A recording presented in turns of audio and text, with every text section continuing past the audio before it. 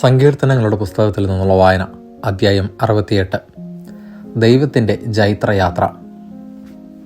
ദൈവം ഉണർന്നെഴുന്നേൽക്കട്ടെ, അവിടുത്തെ ശത്രുക്കൾ ചിതറിപ്പോകട്ടെ, അവിടുത്തെ ദേഷിക്കുന്നവർ അവിടുത്തെ മുമ്പിൽ നിന്ന് ഓടിപ്പോകട്ടെ. കാറ്റിൽ പുകയെന്ന പോലെ അവരെ തുരത്തണമേ. അഗ്നിയിൽ മെഴുക് ഉരുകുന്നത് പോലെ ദുഷ്ടർ ദൈവസന്നിധിയിൽ നശിച്ചു പോകട്ടെ. നീതിമാന്മാർ സന്തോഷഭരിതരാകട്ടെ, ദൈവസന്നിധിയിൽ അവർ ഉല്ലസിക്കട്ടെ. അവർ ആനന്ദം കൊണ്ട് മതിമറക്കട്ടെ.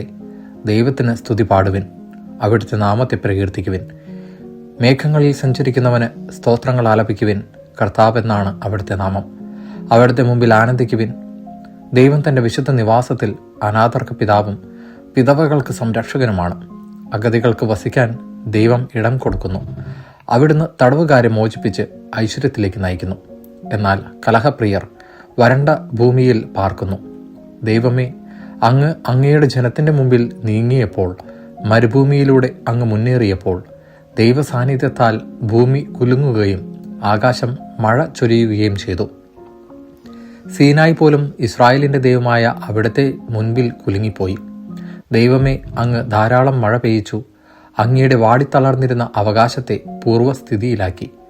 അങ്ങയുടെ അജഗണം അതിലൊരു വാസസ്ഥലം കണ്ടെത്തി. ദൈവമേ, അങ്ങയുടെ നന്മയാൽ ദരിദ്രർക്ക് ആവശ്യമായതെല്ലാം അങ്ങ് നൽകി. കർത്താവ് ആജ്ഞാപിക്കുന്നു, വലിയൊരു ഗണം ആ സദ്വാർത്ത വിളംബരം ചെയ്യുന്നു. സൈന്യങ്ങളുടെ രാജാക്കന്മാർ പിന്തിരിഞ്ഞോടുന്നു, പലായനം ചെയ്യുന്നു. വീട്ടിലുള്ള സ്ത്രീകൾ കവർച്ച വസ്തുക്കൾ പങ്കിടുന്നു. നിങ്ങൾ ആട്ടിൻ തൊഴുത്തിൽ ഒളിച്ചിരിക്കുകയാണോ? ഇതാ, വെള്ളി കൊണ്ട് പൊതിഞ്ഞതും തിളങ്ങുന്ന പൊൻചിറകുള്ളതുമായ പ്രാവിൻ രൂപങ്ങൾ. സർവശക്തൻ അവിടെ രാജാക്കന്മാരെ ചിതറിച്ചപ്പോൾ സൽമോനിൽ മഞ്ഞു പെയ്തു. ബാഷാൻ എത്ര ഉത്തുംഗമായ പർവ്വതമാണ്! അനേകം കൊടുമുടികളുള്ള പർവ്വതം. കൊടിമുടികൾ ഏറെയുള്ള പർവ്വതമേ, കർത്താവ് എന്നേക്കും വസിക്കാൻ തിരഞ്ഞെടുത്ത മലയെ നീ എന്തിന് അസൂയയോടെ വീക്ഷിക്കുന്നു? 1000 രഥവ്യൂഹങ്ങളോടെ കർത്താവ് സീനായിൽ നിന്ന് തൻ്റെ വിശുദ്ധ സ്ഥലത്തേക്ക് വന്നു. അവിടുന്ന് ഉന്നതമായ ഗിരിയിലേക്ക് തടവുകാരെ നയിച്ചുകൊണ്ട് ആരോഹണം ചെയ്തു. കലഹിക്കുന്നവരിൽ നിന്നുപോലും അവിടുന്ന് കപ്പം സ്വീകരിച്ചു. ദൈവമായ കർത്താവ് അവിടെ വസിക്കും. അനുദിനം നമ്മെ താങ്ങുന്ന കർത്താവ് വാഴ്ത്തപ്പെടട്ടെ. ദൈവമാണ് നമ്മുടെ രക്ഷ. നമ്മുടെ ദൈവം രക്ഷയുടെ ദൈവമാണ്. മരണത്തിൽ നിന്നുള്ള മോചനം ദൈവമായ കർത്താവാണ് നൽകുന്നത്. ദൈവം തൻ്റെ ശത്രുക്കളുടെ ശിരസ് തകർക്കും. ദുർമാർഗത്തിൽ ചരിക്കുന്നവരുടെ കേശാലങ്കൃതമായ നെറുക തകർക്കും.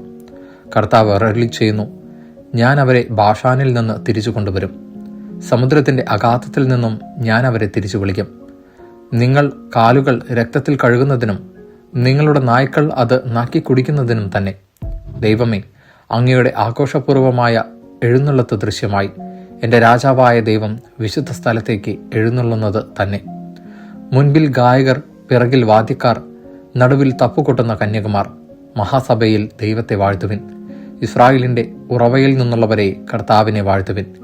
ഏറ്റവും നിസാരനായ ബെഞ്ചമിൻ മുമ്പിൽ നടക്കുന്നു. പിന്നീട് യൂദാ പ്രഭുക്കന്മാരുടെ സംഘം. സെബുലൂണിൻ്റെയും നഫ്താലിയുടെയും പ്രഭുക്കന്മാർ അതിനു പിന്നിൽ. ദൈവമേ, അങ്ങയുടെ ശക്തി പ്രകടിപ്പിക്കണമേ. ഞങ്ങൾക്ക് വേണ്ടി അത്ഭുതങ്ങൾ ചെയ്ത ദൈവമേ, അങ്ങയുടെ ശക്തി പ്രകടിപ്പിക്കണമേ. ജെറുസലേമിലെ അങ്ങയുടെ ആലയത്തിലേക്ക് രാജാക്കന്മാർ അങ്ങേക്കുള്ള കാഴ്ചകൾ കൊണ്ടുവരുന്നു. ഞാങ്ങണകളുടെ ഇടയിൽ വസിക്കുന്ന വന്യമൃഗങ്ങളുടെയും പശുക്കിടാങ്ങളോട് കൂടിയ കാളക്കൂറ്റന്മാരുടെയും കൂട്ടങ്ങളെയും ശാസിക്കണമേ. കപ്പം കൊതിക്കുന്ന ജനതകളെ ചവിട്ടിമെതിക്കണമേ. യുദ്ധപ്രിയരായ ജനതകളെ ചിതറിക്കണമേ. ഈജിപ്തിൽ നിന്ന് ഓടുകൊണ്ടുവരട്ടെ. എത്യോപ്യ ദൈവത്തിങ്കിലേക്ക് വേഗം കരം നീട്ടട്ടെ. ഭൂമിയിലെ രാജ്യങ്ങളെ ദൈവത്തിന് സ്തുതികൾ ആലപിക്കുവിൻ. കർത്താവിന് കീർത്തനം പാടുവിൻ. ആകാശങ്ങളിൽ അനാദിയായ സ്വർഗങ്ങളിൽ സഞ്ചരിക്കുന്നവന് തന്നെ. അതാ, അവിടുന്ന് തൻ്റെ ശക്തമായ ശബ്ദം മുഴക്കുന്നു. ദൈവത്തിൻ്റെ ശക്തി ഏറ്റുപറയുവിൻ. അവിടുത്തെ മഹിമ ഇസ്രായേലിൻ്റെ മേലുണ്ട്. അവിടുത്തെ ശക്തി ആകാശങ്ങളിലുണ്ട്. ഇസ്രായേലിൻ്റെ ദൈവമായ അവിടുന്ന് തൻ്റെ വിശുദ്ധ മന്ദിരത്തിൽ ഭീതിതനാണ്. അവിടുന്ന് തൻ്റെ ജനത്തിന് ശക്തിയും അധികാരവും പ്രദാനം ചെയ്യുന്നു.